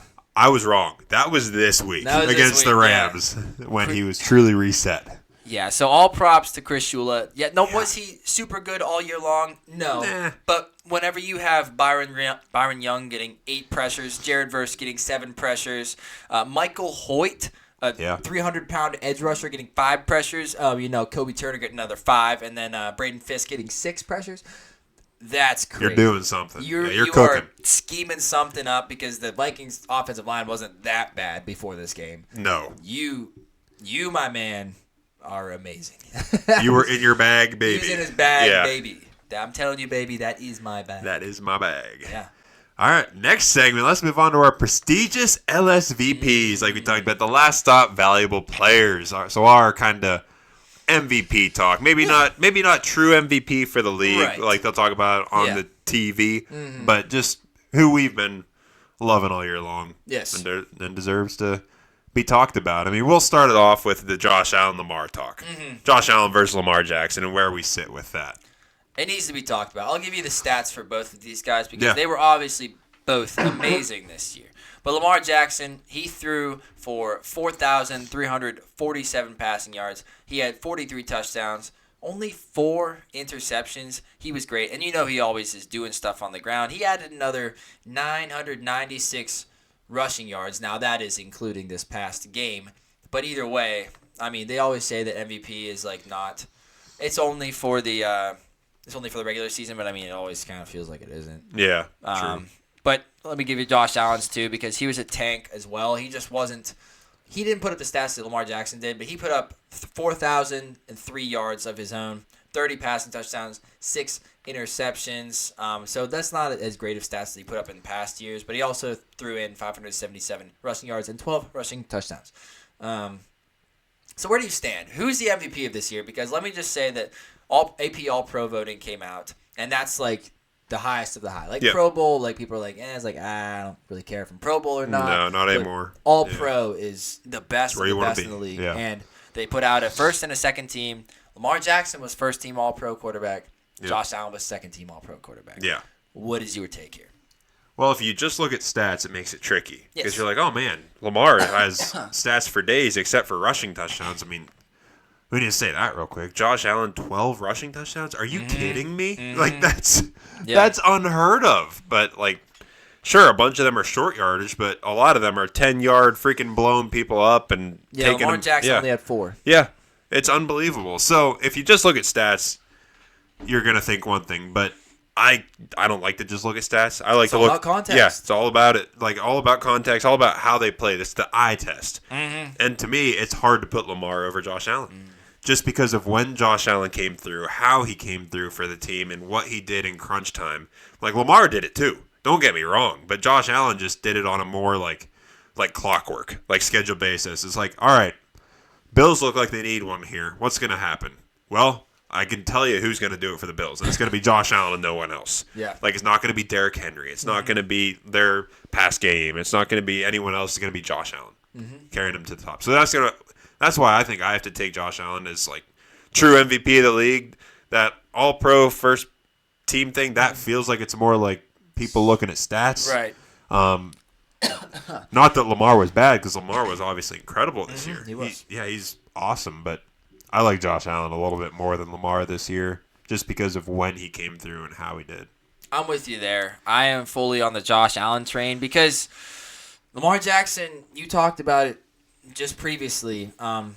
He had Derrick Henry to help because they're obviously loading the box for Derrick Henry. They're loading the box for Lamar Jackson as well. But I mean, whenever you don't know who to pick, defenders they're always 50-50 on every play. On their heels. Yeah. Now, I know that Josh Allen has James Cook beside him. James Cook isn't Derrick Henry. Not James Cook close. is he's a middle of the pack running back. Yeah. And even if teams know that Josh Allen's running the ball, they still can't stop it. No. I mean, Lamar Jackson is that way too, but whenever I think about who's doing more with less help, it's Josh Allen. Yeah. It's Josh By Allen. far. Like Yep, the I worst agree. he's got the worst defense, like not as good as the Ravens. He's got less playmakers to help him. Yep. A worse running back. The offensive line isn't as good. I mean, they're probably pretty similar, but Yeah.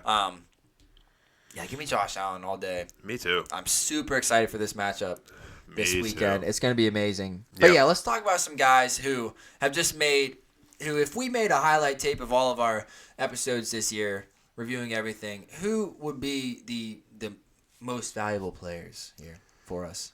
Well, I'll start it because it's one of my guys that I expected to be high coming in on the year. It's got to be Saquon Barkley. Yep. I expected him to be top 2 on the year with like 1,200-plus rush yards and, I don't know, like 10 or 12 touchdowns or something like that. And he blew that out of the water and is one of one running back of the league this year. And so, like, I got to mention him.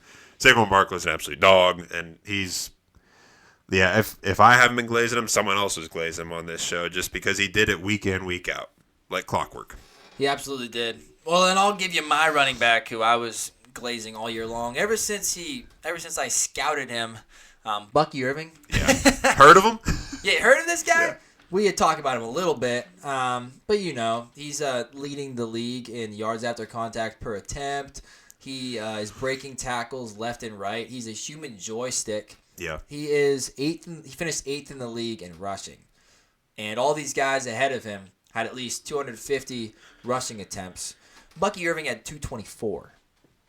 Whew. Running at Oh, boy. 5.4 yards per carry, and he didn't even have any super long 80-yard touchdowns because he's not that fast. True. But just an amazing season that I feel like really only we saw coming. Yeah. We told you. Mainly you. Yeah. That was I'm riding that train. Yeah. I'm driving the train. very fair. Yes. Let's do one guy that I've been talking about all year. And we've all been talking about all year, just because he kind of, I won't say came from nowhere, but had a lot of doubters because of his age, because of how many games he's played, because of, what's the team? Who's the team? Is there a team? Is there weapons? Is there anybody? It's got to be Bo Nix. It is. Our boy Bo Nix. I mean, we've been glazing him all year long, probably more than a lot of people. But just, he proved week in and week out. He showed up. Sure, he had a few down weeks. He's a rookie. That's normal. People seem to forget about rookies because of what C.J. Stroud did last year. That C.J. Stroud is not, that's not normal. Or Jaden Daniels this year is not normal. No. But Bo Nix came in and honestly made the most of what he could with the team around him. By far the most that he could have out of that team. Got him to the playoffs first year. Yeah. And he's just slinging it. He's confident. He's learning that system. You could see him learning the system through the year. And, yeah, he deserves a little love, a little glaze. He does. Yeah, this was the ultimate, Sean Payton had one hell of a year. Yeah. Cutting big name pieces, Russell Wilson and Jerry Jeudy cutting and or trading. But everybody's like, oh my gosh, you're losing the team so much money. You're setting your team back multiple years. Well, he got Bo Nix right. Yeah. He might not play the right players all the time, and it seems to always work. Yeah. He's always using like 7 wide receivers every game, 4 running backs. True. But it works. Yeah, it works. I mean, the dude knows that it works, and he finished 10-7 in a tough division with the Chargers and the Chiefs. Tough. Yeah. The first year with the rookie quarterback. So, yeah, he definitely had an amazing season and deserves to be shouted out for that. Only up from here. Only up from here, baby. I got to shout out. I know we're like basically doing all rookies, but this guy led the league in pressures, and we just talked about him. His name is Jared Verse. Who? He's going to be your defensive rookie of the year. Yeah. The dude is an absolute he's a freight train. Yes. He might only do the bull rush most of the time, but damn is he good at it. So good. He's so powerful. At 260 pounds, he is blowing, no pause. Ooh. He's pushing back 330-pound offensive tackles and just making plays time after time after time. Now, he wasn't the first one to get there. It was Byron Young was there last year. Kobe Turner was there last year. But whenever they were in a primetime game, Jared Verse is the one they're talking about. Yes. They're like, he's the power source of this defense. He is the motor that never stops running. He never runs out of gas. No. And we talked about that whenever we were scouting him. Yeah. Big motor guy. Big motor. Cody and I are big motor guys. If Love you got a big motor motor on you and you're going to be playing hard every single play, you would play for our team every single week. Every day. And Jared Verse is that guy. He is. I got one more old head per se, just to kind of sway it back off the rookies. Yes. And this guy's flown under the radar just because of the team around him probably, and just because the way the team ended the year. Recency bias, like we talked about. But got to give some love. Might be a homer pick, but Cam Hayward. He's been one of the best nose tackles this year. Mm-hmm. At least by eye test wise. If no one else is making a play on that defense, Cam Hayward is. Cam Hayward's getting pushed. He's getting batted passes. He's getting tackles. He's getting pressures. He's arguably had the best season of his career at age 34, 35, whatever he is at this point. But just because of the Steelers, that's just because of everyone around him and how they finished. I don't think he's got the proper love he's deserved for what he's done this year for that team. It's been incredible. It has been incredible. Yeah. I completely agree. Yeah, I've never seen a guy in his age, 36 season, have a career year, 35, 36. Yeah, 35, 36, yeah. Yeah, but he did that. He did that. My last guy here, and then we'll move on to our preview. Yeah. But this was a guy that we talked about from the beginning because, in case you hadn't noticed, there is one guy atop the linebacker food chain in the NFL. It's Fred Warner. Yes. This guy true. is so... We did glaze him a lot. He's very good at football. He is very good at the even football. if the 49ers weren't good all year long, I mean, you could just see from the jump of this season, like we all did, it's like, oh, damn. This guy's good. He knows where you're going to be before you know where you're going to be. Yeah. He has your GPS location at all times, and he's right there hunting you to make the tackle. Yeah. And he always does. Dude doesn't miss. No. There was an interview. I saw a Bucky Irving interview. Big Bucky Irving fan. True. But they played the 49ers in one of the last weeks of the season, and they asked him. They're what is who is the best player that you've ever played against in the NFL here? Because obviously the NFL is different. Defenses are tougher. Guys are bigger, stronger, faster. He's like Fred Warner. he's like I know I try to break a lot of tackles. I'm a small guy. I'm a very slight guy. But every time that I saw Fred Warner coming at me, I'm like, oh damn. Because I'm not breaking that tackle. And he's very strong, fast. He just basically said he's like, Fred Warner is better than me. And I know it. And he proved it. He's like, I try to juke him. I can't get away. I can't get away from him. Don't feel bad, Bucky. He's better than a lot of people. Oh, my gosh. Fred Warner is definitely still your linebacker one. Yeah, very deserving. Yeah, he's an absolute unit. Yes. All right, let's get into our preview. We'll start it off with how we did last week. It was me, Keenan, and Carson picking games, and that's not the right. No, Carson ended up 5-3 on the week, and me and Keenan were both 4-4. Yeah. So, that pretty much we're all pretty much the same there. Didn't really change our overalls at all, but I'll give you the standings here because I forgot to put it on the doc. Man, it's kind of confusing to look at. But Jared is still in first place. He's 127 and 103, putting him at 55.2% winning percentage. Cletus is still holding down second place at 53.8% winning percentage. That's 155 and 133. Cody still in third place at 53.2%. That is 166 and 146. I'm still in fourth, 165 and 151 for 52.2%. And Carson is still holding down last place, 154 and 162 for 48.7%. How about it? Mm-hmm. Let's get into a little bit of the news. There is a few news things here that we'll scan over before going into the divisional round of the playoffs. So, Ravens wide receiver Zay Flowers' knee is in we'll see mode. Yeah. Just to I guess see what happens regarding his availability for Sunday's game against Buffalo. And that's what John Harbaugh said on this past Monday. Mm-hmm. And the team's gonna. He also added that the team will see toward the end of the week if he's practicing. So it definitely seems very up in the air. Probably gonna be a game time call. Yeah. Probably. Looking that way. Eagles linebacker Nakobe Dean suffered a torn patellar tendon that will force him out for the remainder of the playoffs. That sucks. That does suck. Yeah. Who they had filling in for him immediately was Oren Burks. And actually on the first play of the game, Keyshawn Nixon took a kick return and immediately fumbled because of a hit from Oren Burks. So I think this Eagles team is so talented all around the board that they can probably cover up one run weaker I agree link. With that. Yeah, I agree with that. Patellar tendon, that's in your foot, right? No, patella is your kneecap. Oh, so patella. Holds your kneecap in place. Oh, yeah. Achilles tendon. No, I thought there was something in your foot. There's a lot of What's those ligaments. Sores that you get on the bottom of your feet? Bunion? No. Yeah, you know what I mean. It don't matter. I don't know. It don't matter. There's something around like the growth plate in your heel.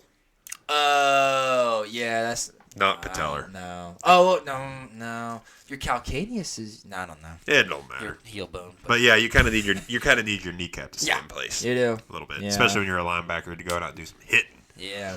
Wide receiver Deontay Johnson back in the news. He's been released by the Texans after 2 games with the team, but he's back. Yeah. Signed with the Ravens again. But because of NFL rules and all that jazz, he will not be able to play until after the Super Bowl. Yeah. So season's over. Yeah. I don't know what's going to be made of this. This guy could very well be cut in the offseason. Yeah. Good chance. Yep. Yeah. But probably not because I don't know why they signed him. But yeah. Who cares? Didn't know the rules. Yeah. Yep. Mike McCarthy will not return as the Cowboys head coach for the 2025 season as the two sides could not come to terms on an agreement on the length of a new contract.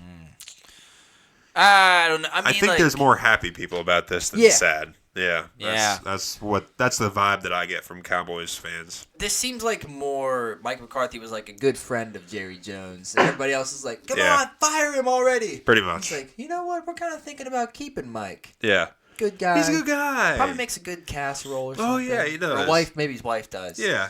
Yeah. But, yeah, I agree with you. I feel like people are more excited about this than anything. It seems like it, yeah. Packers quarterbacks coach Tom Clements, however you say it. Yeah. But he's retiring, and that's what Matt LaFleur announced Tuesday. But Clements has been there forever, worked with Brett Favre, Aaron Rodgers, and Jordan Love. He's been a staple in that organization for a long time. I'm sure he'll be deeply missed. Yes, I don't know how you can. Best of luck in retirement. Imagine being the guy hired next. Be like, oh, crap, I got to follow up with that guy. Yeah. Big shoes to fill. Yeah. The Patriots have hired Mike Vrabel to be their next head coach. People are hyped about this one. I'm sure. Well, some people are. This seems like this was the plan all along. I mean, like they saw, Patriots saw, probably scrolling through news like the rest of us do. Like, Vrabel's contract ran up with the Browns. Gerard, you're done. Yep. See ya. Mike, come here. Yep. Let's play some games. Please. I don't know how Patriots fans feel about it, but I saw a lot of jokes about fire one ex-Patriots linebacker to hire another one. It's like, all right, well, this guy's got coaching experience. He does. And he led the Titans to a number 1 seed. You remember that with Ryan Tannehill as his quarterback? Yep. Now, he also had some bad seasons, but he's at least shown success in a head coaching position. Yeah. He knows the Patriot way. I think it's a good fit. He's fiery. He is fiery. He'll bring a good culture, if nothing else. Yes, he's literally out there in practices scrumming it out with the linemen. Yeah. He's there acting like an edge rusher. Yep. He's pushing on him. Yeah. The one Lurs game I went to, whenever they were playing the Browns, because he was on the Browns as a consultant or whatever the heck he was doing. All that I saw him doing, he was just pushing linemen around before pregame, just chilling. Still very strong. Very big. Very strong. Very big. Yeah. He looks fit, though. He's thinned up. He looks good. That's like a quieter Dan Campbell as far as like a physique. Yeah, but similar mental attitude. I think. Yes, mental attitude. Towards football. Yeah, like balls to the walls. Just, let's hit. Just doesn't say the out-of-pocket stuff. Yeah. And then there was a report that there is lots of momentum building for Lions OC Ben Johnson to become the Raiders' next head coach. Oh, exciting. We'll see where that goes. Yeah, we'll see. Ben Johnson might just, like last year, say, like, I'm going to stay. Yeah. I'm going to stay with the Lions. Yeah, we'll see how this season ends. It'll probably have to do with that, which they should not be allowed to interview before the Super Bowl, but that's besides the point. Yeah. A lot of people are on board with that now. All right, let's do some previews. We should go ahead and start it off with the College Football Playoff Championship. That would be Ohio State, favorite 8.5, playing against Notre Dame. And we all took Ohio State. I hate it. I hate it too, but we talked about it. I mean, Ohio State's so darn talented. That's really it. Yeah, that's it. And Notre Dame, they don't have the pieces that I mean, you look at the Notre Dame offense and what they've done, and it's like, well, Jeremiah Love, their running back, has scored a lot of touchdowns. He's been pretty banged up, so he barely even played in the last game. And Riley Leonard is basically just kind of doing shit because they don't have wide receivers or tight ends to throw to.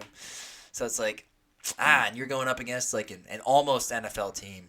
Yeah. A team full of draftees. A lot of guys. A lot of big guys. A lot of big guys. So, yeah. Yeah, it's going to be tough. And I feel like this 8.5 line probably going to grow. Yeah. Instead of going the other way. I'd be surprised if it goes the other way. Yes. If it goes down instead of up. But yeah. Let's get into the NFL. First game we'll touch on the Saturday game, the early game, 4:30, I think. Texans at Chiefs. Chiefs are favorite 8.5 points. We're all on the Texans. We kind of talked about it, but DeMeco's team's playing right now. Mm-hmm. And I think they're just going to, if not win, they're going to keep it close. Yes. They're playing fiery right now. I would not be surprised if the Texans do win this game. Now, I know the whole Andy Reid and the Chiefs off a bye. They are magical. And they had Chiefs in the playoffs. We know how that goes. Yeah, I know. But, I mean, Texans and Chiefs feel kind of similar right now. Yeah, a little bit. Offense is kind of underwhelming for most of the year. Defense is still playing great ball. Yeah. I'd say the Texans' defense is even better than the Chiefs. I think so. At any time, Spagnuolo can cook it up and wreak havoc. But I think even if, as you said it, even the Chiefs are not going to win by 9 points. No. Or more than that. I feel like the Texans are going to put up more of a dogfight than that. I think they're so, going to make this a scrunch. Scrum. Scrum, I'm just kind of making up words over here. A scram. It's late night. Yeah. All right, next game, the Saturday night game, 8 p.m., Commanders at Lions. Lions are favored 9.5 points. I took the Lions just because, to me, Lions are the Lions. They're the juggernaut. They're going to – I love Jaden Daniels and the Commanders. That should be clear. But I love the Lions even more. They're so good. They're dominant. They're coming off of that bye week that they had. I think they're going to be fired up. And they're going to be firing on all cylinders, and it's just going to overwhelm the Commanders, especially their defense, and they just aren't going to have answers. They're going to be playing hot. I think this game's going to stay close. I don't know how long Aaron Glenn can keep it held together against a very good quarterback like Jaden Daniels, like holding together pieces that weren't on the team all season. I think the Commanders keep this one close. I think the Lions still win. Lions are a very good dome, home team. Jared Goff plays his best football in there. Yep. But Jaden Daniels in the biggest moments, now you know you can count on him. True. But I think they keep it close, and Carson agrees with me as well. Yeah, that's fair. Big Jaden Daniels guy Carson is. Yep. This should be a good game. Yes. Really excited for that. Sunday early game, 3 o'clock. The Rams are going to the Eagles. Eagles are favored 6.5 points. We're all on the Eagles in this game. Yeah. I said I think Rams shit the bed in this one. Yeah. It would be on schedule for them. Yes. Yeah. It's in Philly. They're going up against a very, very tough defense that has been on a tear right now. Even if the Eagles offense hasn't played great, as we said, Eagles defense, I know, is going to show up, especially in front of a home crowd. Ooh, it's going to be a raucous environment. Yes, it will be. This game's at 3 o'clock. When do you think tailgate starts? 5 a.m.? Yeah. Yeah. Probably, yeah. Probably. They do it different over there in Philly, and they do it loud. Yeah, they do. Yeah, that's basically it. Now, the offense of the Rams is obviously very good, but don't know what they're going to get this week. No, we don't know at all. Nothing's going to be easy for them. No, not at all. Ravens, Bills, Sunday night, kind of 6:30, early evening. Ravens are favored 1.5 points at the Bills. Carson took the Ravens. We both took the Bills. Yeah, let me get you the Buffalo weather forecast. Yeah, please do. Yeah, because start talking. Yeah, this I just think this obviously is going to be an incredible game. We talked about it, but Josh Allen, man, especially if it's cold and snowy or just cold at all, I think Josh Allen has had enough of the losing in the playoffs from years back and years past. I think he's finally to the point he's ready to do it. Mm-hmm. He's ready to finally do it. He's got the team seemingly more bonded than it's been for a while. I mean, all his receivers that he has, not that they're giant studs, but he's proved that they don't need to be. He's got Khalil Shakir. He's got Keon Coleman. He's got Mac Hollins making plays. He's got Amari Cooper. If Amari Cooper's back. And then Jimbo, the running back, he's running really well. And their defense is flying around. Yeah. They're clicking right now, and I think Josh Allen's ready to go do it, finally. Yeah, and if it's we were talking about it. I mean, if it's a snow game, you got the Yeti, Derrick Henry, who gets better in the cold as the season gets on. Yeah, that's true. But nobody does it better in the cold than Buffalo. I don't want to talk about tailgate. Yeah. Oh, yeah. Doesn't matter. I was asking you whenever we went to the Steelers game because it was 30 degrees, a little colder than that. Yeah, probably. Below freezing for sure. It was 15. I was like, is there still going to be a tailgate atmosphere at the Steelers game? Which there was, but nothing like Buffalo. It's basically snowing in September in Buffalo. Yeah, pretty much. If it's warm, they're probably not outside. No. They like it cold up there. Yep. And let me just say, found the weather forecast. The Weather Channel projects a daytime high of just 20 degrees near Highmark Stadium for Sunday, with the temperature dropping to 8 degrees that evening when the Bills are set to kick off against the Ravens at 6:30. The real feel forecast, the wind chill, is -3 at kickoff. Oh. And they call for at least a 40% chance of snow. Boy, it's Buffalo time, baby. Dude, yeah. Buffalo, there's a very good argument for the Ravens. I get that. Both these are very good teams. I get that. But if it's snowy and it's cold, I'm not betting against Josh Allen, who can truck you and you won't want to get up. No. Because you'll be so numb you won't feel anything. He's a big boy. He's a very big boy. Yeah, Derrick Henry, he's big. He's big. Josh Allen's bigger. He's bigger. Yeah, he's a big boy. Yes. Man, I'm glad it's going to be cold. That's going to be such a good game to watch. Whew. Yeah, the NFL is always doing something right, to make these primetime games the best games, and they definitely did it right this time. They nailed it. They nailed it. Nailed it this week. Super excited for this game. I honestly hope that Zay Flowers – I'm a Zay Flowers guy. I think Zay Flowers he's obviously the wide receiver one on this team, but I think he's very good. So I want to see him play and just make this game even better. Yeah, for sure. Get all your best players in there. Yep. Make this a real duke it out here game. Absolutely. It's gonna be fun. Yeah, definitely. Can't wait for this weekend of football. So on that note, that wraps it. Mm-hmm. That wraps this late night episode. Thank you guys for watching. We appreciate it. Like, subscribe, comment. Let us know what you think. Let us know any questions you have. Let us know who you're rooting for this weekend in football. It's going to be a good weekend. I don't think we can go wrong watching any of these games. No. They're going to all be – we're to that point in the season. So cherish it while we have it. Yes. Yeah, this getting close to the end. Don't like to talk about it, but, I'm already there. Steelers are dead. But, so thank you guys for watching. Appreciate it. Catch us next week. Yes. For another episode, we'll be recapping all these games and talking about future games and all that fun stuff. Thanks again. Take it easy. We'll catch you on the next episode.